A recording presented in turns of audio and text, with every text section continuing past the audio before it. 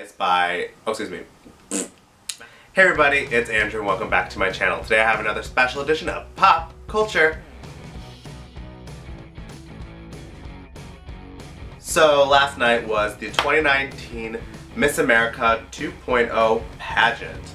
Now normally on my pop culture specials I have some champagne, but I am a little under the weather, so I've been on cold medicine, so I don't want to drink any alcohol right now. So we're just going to do this one news-wise or review-wise. So anyways, let's get right into it. So the Miss America pageant took place in Atlantic City, New Jersey, like it always has. That's one thing I can't really dog the Miss America organization about. They are all about tradition and custom, for the most part. There's been a lot of controversy surrounding the pageant this year. First, Gretchen Carlson announced that they're going to be revamping the pageant, taking away the swimsuit competition, and editing their evening gown competition. And then a couple weeks ago, Cara Mund, the reigning Miss America, released this 5-page letter talking about how she felt bullied and talked down to. She wasn't allowed to go to these appearances and do this stuff off the hand of Gretchen Carlson. So a lot of people wanted Gretchen to resign. She hasn't yet, and naturally they didn't touch on it at all in the telecast. Why would they? Gretchen is still the chair of the board of trustees for the pageant. But overall it was a cool night. They had the girls in groups and talking about women's empowerment and diversity and individuality, kind of probably trying to sidestep what the allegations were against the organization. So they started with that, and then they got to introduce themselves.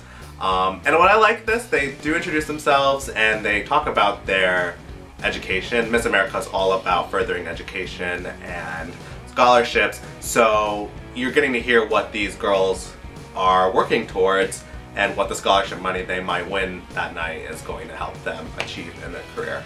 The show was hosted by Carrie-Ann Inaba. Inaba? I don't know how to say her last name. She looked very uncomfortable all night.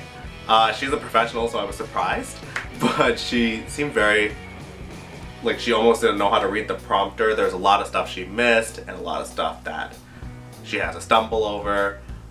I mean, everybody's human. When I was doing teleprompter in college a lot, it happens, you stumble over stuff, but she had a little bit too many mistakes for somebody who does this as a professional career. And then they had Ross Matthews also. I don't know if he technically was considered one of the hosts. He was mainly in the audience doing little fun updates with past Miss Americas, and then he was on stage for the crowning and he helped with the evening portion. So he was a host and he did great, he's fun. Noticeably missing was Chris Harrison. Chris Harrison has hosted the pageant for a couple of years, and I don't know if he didn't come back just on his own right or they didn't want him back. I don't know how it works if he was on a contract, but yeah, I'm missing some Chris Harrison. From there we moved on to the top 15. So first was Florida, then Minnesota, DC, Colorado, Idaho, Wisconsin, Louisiana, Indiana, Massachusetts, Washington, Nebraska, New York, Connecticut, Oklahoma, and Alabama. So I went into this pageant blind. I already knew there was going to be a lot of changes, so I didn't really look into the contestants beforehand. You know, I'm not a America organization fan per se. I'm way more into the Miss Universe organization pageants. They kind of fit more of my demographic and more of my interests wise.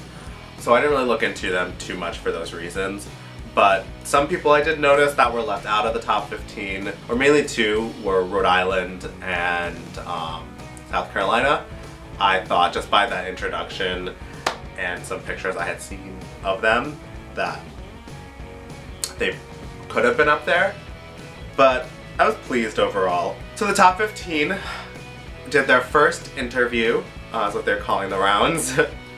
job interview, which is peer-to-peer questioning from the girls. So each girl would ask another girl a question that they wrote, and this took place of the swimsuit competition. And I really thought going into this I was gonna be missing the swimsuit competition. It shows physical fitness, health, diet, discipline, but then it's like I didn't miss it.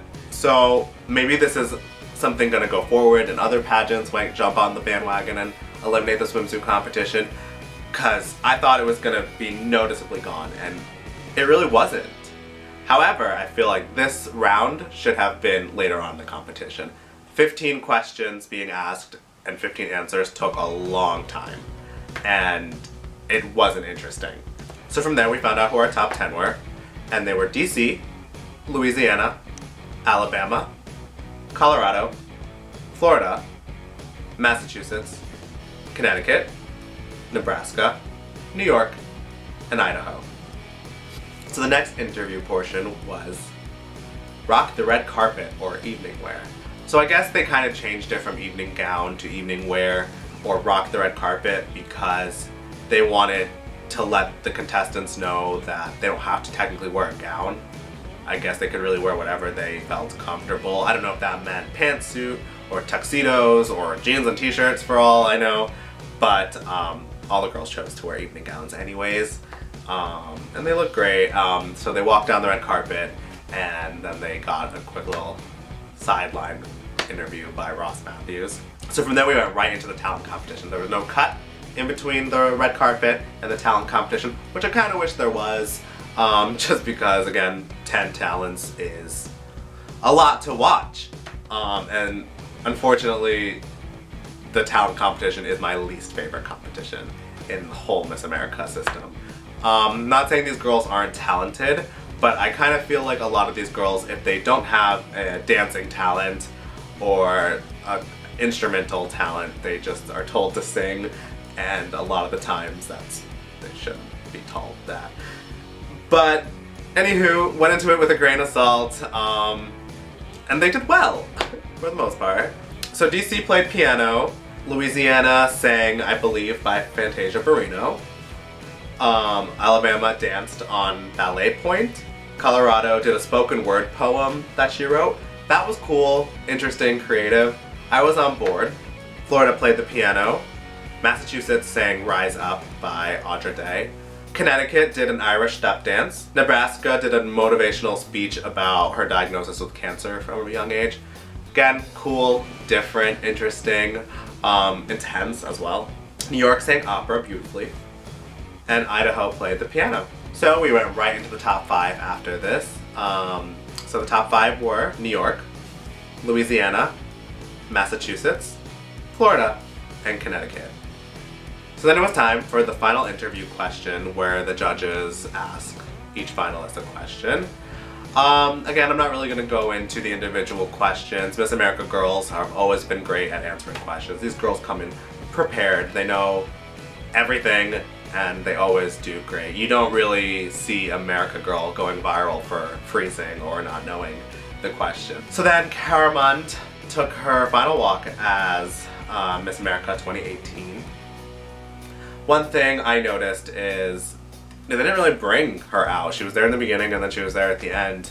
And again, I'm not a super big fan of the Miss America organization. I don't know if that's custom, but with Miss USA and Miss Universe, they'll bring the reigning title holder out, talk about how her year was and what she did, and they didn't do that. They kind of just introduced her and she walked and it was over for her. After that, we went right into the crowning.